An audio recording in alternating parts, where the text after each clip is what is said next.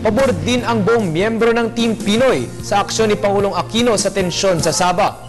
Ayon sa mga kandidato ng administrasyon, dapat munang ihinto ang karahasan upang mabigyan daan ang mapayapang pag-uusap.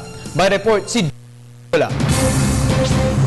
Tama lang ang ginagawa ng Pangulong Aquino sa tensyon sa Sabah. Bagamat hindi tuluyang sinusuko ng pamahalaan ng hangarin nito sa Sabah, tama ang pakiusap ng Pangulo nang sumuko muna ang mga iligal na pumasok doon bago makipag-usap. Yung kanyang binigay na salita na mag-withdraw, tapos mag-usap tayo at ayusin natin ito. Para sa akin, sapat, angkop at nababagay sa sitwasyon.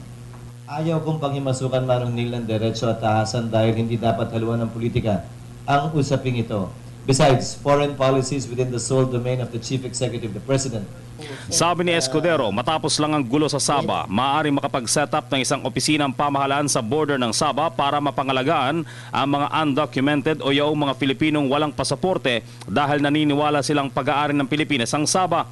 Nanawagan din si Team Pinoy Campaign Manager Franklin Drilon sa grupo ni Kiram na pigilan ang mga tauhan nitong dumanak pang dugot sumunod sa utos ng Pangulo. Nanawagan din ito sa oposisyon na huwag politikahin ang isyu ng Sabah.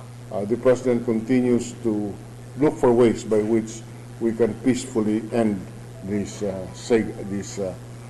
unfortunate episode.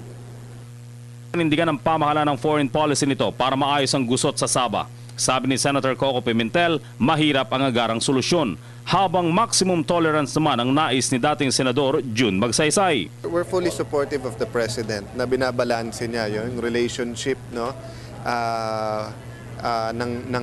sa lahat ng nangyayari. No? Inuuna talaga niya ang buhay ng bawat Pilipino, hindi lang na mga stay put doon, kung hindi pati mga OFWs natin doon, pati mga kababayan natin sa Mindanao. No? We will support whatever is his solution, whatever is his decision. But at reality po yun, ano? Sometimes there are things beyond our control.